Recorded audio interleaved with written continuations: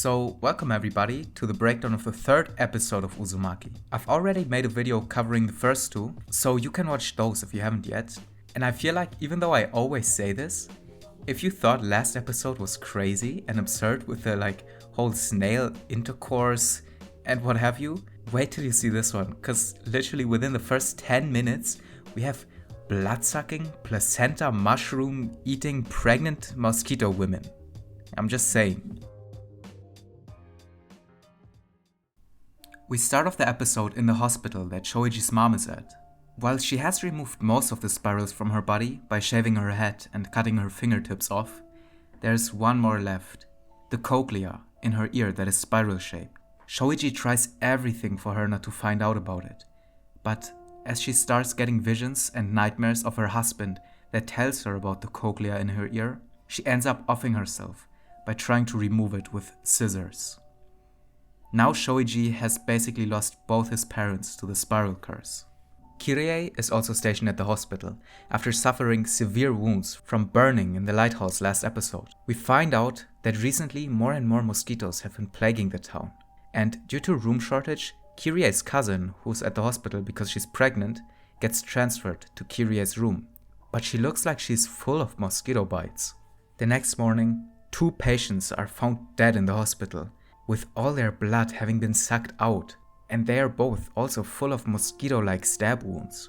When Shoichi visits again, he sprays some mosquito spray on one that he found in the room, trying to kill it. He tells Kirie that only female pregnant mosquitoes actually suck blood to nurture their eggs. Kirie's cousin, Kiko, seems extremely affected by the spray, almost like she's a mosquito herself. That night, Kirie wakes up from strange sounds coming from the hallway, and she notices an army of pregnant women going through the hallways, sucking the blood out of other patients with the help of a hand drill. Kirie even gets attacked by them multiple times, but every time someone else pulls the attention away and saves Kirie. In the end, she still ends up surrounded by them in her own room, and even Kiko attacks her, but she manages to defend herself last second using the mosquito spray that Shoichi left behind for her. She tries telling the whole hospital about the events, but nobody believes her. Soon after this, all the babies are born, and Kirie is still at the hospital recovering. And the hospital starts feeding the patients a new type of food. Whatever the dishes, they always include this weird mushroom that Kirie doesn't like, but everyone else in the hospital seems so in love with it. As Kirie and Shoichi take a walk through the hospital, they come across the newborn babies, which for some reason they can just casually talk. And they're talking about how they really want to go back into the womb, because it's such a nice and warm place.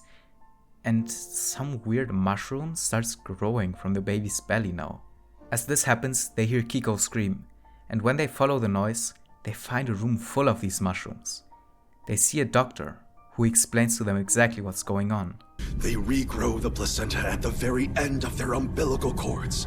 That's how determined they are to return to their beloved womb, their preferred existence. The babies regrew the placenta so much that the hospital, not knowing where to put all of it, started feeding it to the patients. Then they find Kiko behind the door. It seems like the doctor put her baby back into her womb. She yearns for blood and ends up sucking the doctor empty. When Shoichi's mom gets cremated, her ash too forms into a spiral in the sky and settles in the dragonfly pond, just like Shoichi's dad's ashes. And right next to the pond is where Kirie's dad, Mr. Goshima, does his pottery, so he now too starts behaving weirdly, and his pottery starts taking spiral-like shapes.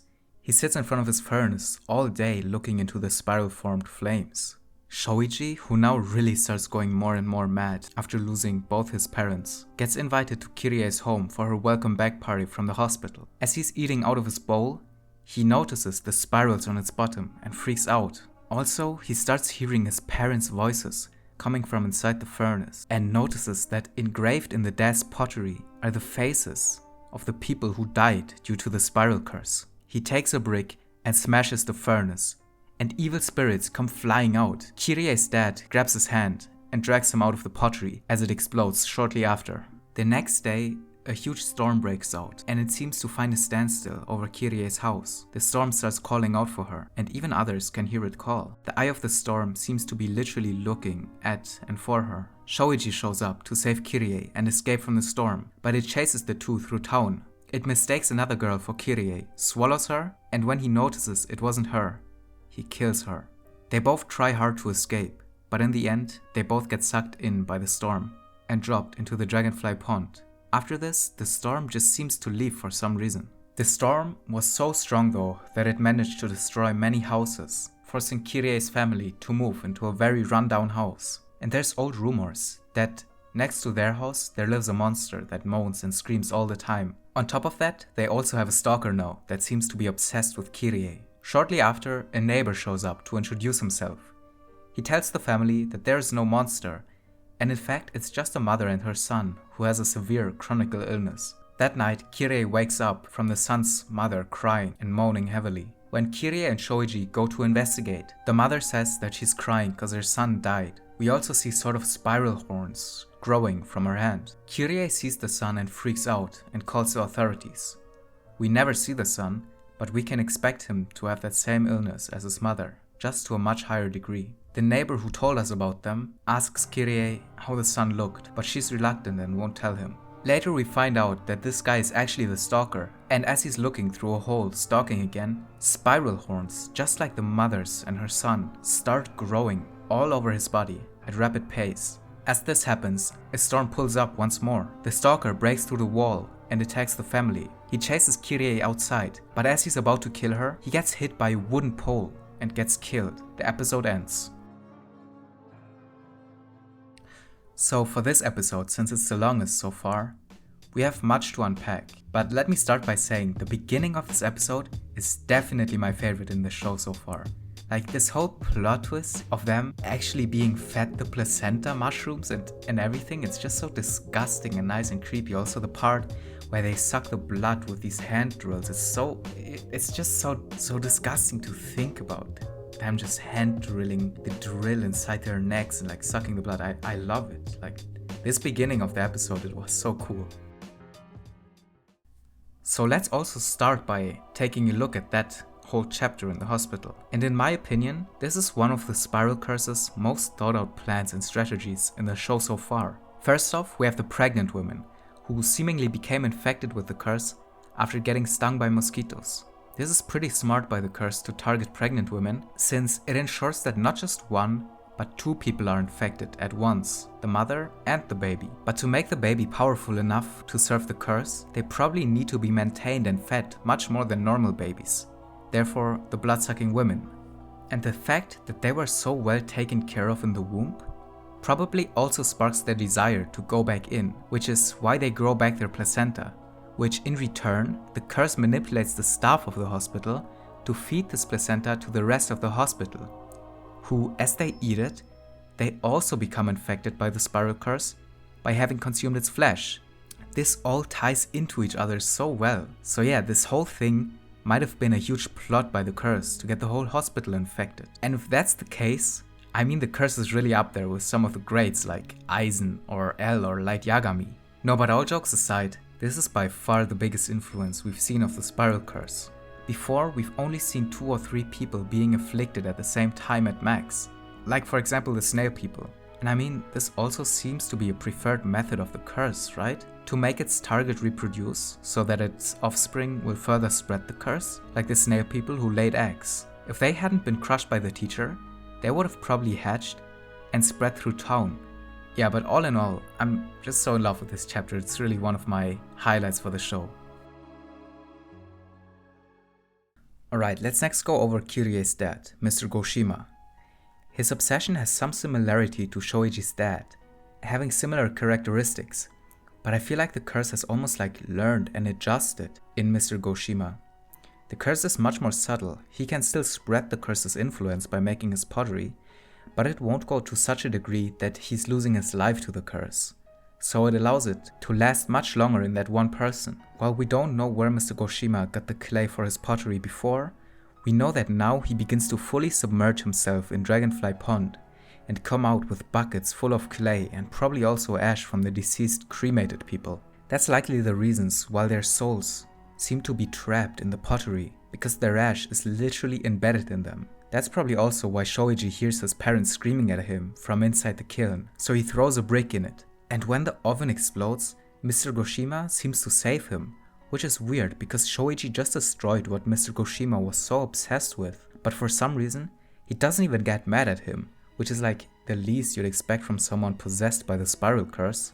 So it might be that just like Kirie a few episodes back, the spiral curse let Mr. Goshima go, since his only use was to craft spiral pottery, and now that the kiln is destroyed, there's not much more use for him left. He can't craft it anymore, so why bother wasting your time on him? Lastly, we'll get into the storm and the spiral horns, since they both kinda tie into each other in my opinion. We'll cover them together. So the storm just kinda pulls up one day and seems obsessed with Kirie, and it so audibly calls out for her that even others like Shoichi and her brother hear it. For some reason, when the storm catches them, it seems to just want to let them live, even though it had no issue killing the girl he mistook for Kirie. Instead, he just seems to want to drop them off inside Dragon Pond. The only reason I can imagine this is for is to get them more infested with a spiral curse or something, since we know the Dragonfly Pond is very closely tied to the spiral. Still, he seems to have some reason to let them both live. Also, this is the most direct manifestation we've had of the curse so far. It sounds like the curse is directly looking and speaking to them through the storm. Later, when Kirie gets attacked by the monster, the storm manifests again and uses its wind power to throw a wooden pole to kill the monster and save Kirie. So something about the storm really wants her to live, basically giving her plot armor. But this is weird to me, since the spiral curse constantly puts Kirie in so much danger, like with the hair or the hospital and the lighthouse. But at the same time, it seems to want to save and protect her. So it might be possible that the storm is some sort of different entity from the curse or something. Even though I think this is unlikely, it would explain why the curse and the storm contradict each other so much. But I assume that Kirie will likely play a very crucial role in the spiral's plan later on in the show, which is why it lets her live. What do you guys think of the episode? I think it might have been one of my favorites so far. We've seen the curse go to such massive extents, destroying a huge part of the town and taking over a whole hospital. I hope as always you've enjoyed my breakdown, and I'll see you soon for the breakdown of the last episode of Uzumaki. Also, if you still haven't watched the first 2 episodes, you can watch them right now, and there will be a link in the description. And also, I made a video about how I became the best player in the world in a video game in just 5 days. So if you want to watch that, I would really appreciate it.